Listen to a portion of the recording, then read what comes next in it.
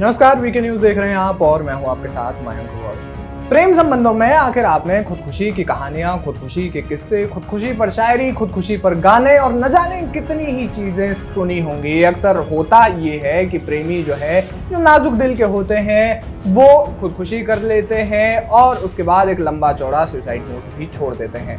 हालांकि ये बात किसी भी तौर पर मजाकिया नहीं है, किसी भी तौर पर ऐसी चीजें नहीं होनी चाहिए, लेकिन दिल्ली हाईकोर्ट ने इसी पर एक बड़ी टिप्पणी की है। दिल्ली हाईकोर्ट ने कहा कि अगर कोई प्रेमी खुदकुशी कर लेता है प्रेम के विफल होने पर, तो फिर इसमें प्रेमिका का कोई दोष नहीं माना जाएगा। जी हाँ, दिल्ली हाईकोर्ट ने ये एक बड़ी टिप्पणी की है और इस मामले में जो प्रेमिका थी और साथ ही साथ उनके साथ में उनका एक दोस्त भी था, इन दोनों को एंटीसिपेटरी बेल दे दी, यानी कि अंतरिम जमानत दे दी है।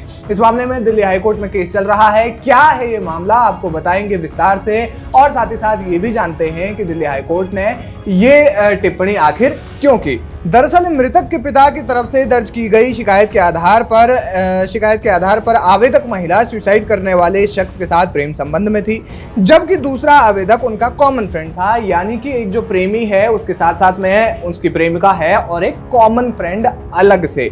अब आरोप थे कि आवेदकों ने, यानी कि प्रेमिका और उनका जो कॉमन फ्रेंड है, उन्होंने मृतक को ये कहकर उकसाया था कि उन्होंने शारीरिक संबंध बनाए हैं और जल्दी एक दूसरे से शादी करने वाले हैं। अब इस मामले में कोर्ट ने पाया कि प्रेमी थोड़ा सा नाजुक दिल के थे और उसके साथ साथ में जब भी प्रेमिका बात नहीं करती थी या कुछ नहीं करती थी तो प्रेमी वो बार बार सुसाइड करने की धमकी देता था। और इस मामले में इसके बाद कोर्ट ने कहा कि ये किसी भी तरीके से इसमें प्रेमिका को दोषी नहीं माना जा सकता और इसके साथ साथ ही दोनों लोगों को एंटीसिपेटरी बेल दे दी, अंतरिम जमानत दे दी। लाइव लॉ की रिपोर्ट के मुताबिक कोर्ट ने इस मामले में कहा, अगर एक प्रेमी प्यार के असफल होने पर आत्महत्या करता है, एक छात्र परीक्षा में खराब प्रदर्शन के लिए आत्महत्या करता है, केस खारिज होने के बाद अगर कोई क्लाइंट सुसाइड करता है तो महिला पर्यवेक्षक या फिर वकील को आत्महत्या के लिए उकसाने का जिम्मेदार नहीं माना जा सकता।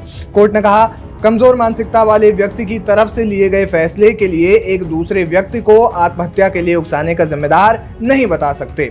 अदालत ने महिला और एक अन्य पुरुष को आत्महत्या के लिए उकसाने के मामले में अग्रिम जमानत दे दी। तो कुल मिलाकर के ये एक मामला है और ऐसे में कोर्ट ने साफ तौर पर कह दिया है, दिल्ली हाईकोर्ट ने इस मामले में कह दिया है कि ऐसी परिस्थितियों में प्रेमिका को दोषी नहीं ठहराया जा सकता या फिर परीक्षा में फेल होने, यानी कि इस तरीके के जो उदाहरण है वो कोर्ट ने सुनवाई के दौरान सामने रखे हैं। बहरहाल इस मामले में आगे भी सुनवाई होनी है, लेकिन जिस तरीके से कोर्ट ने ये एक बड़ा फैसला दिया है, कोर्ट ने ये एक तरीके से जो बड़ा आदेश दिया है, उस पर आप क्या कुछ कहना चाहेंगे, हमें कमेंट करके जरूर बताएं।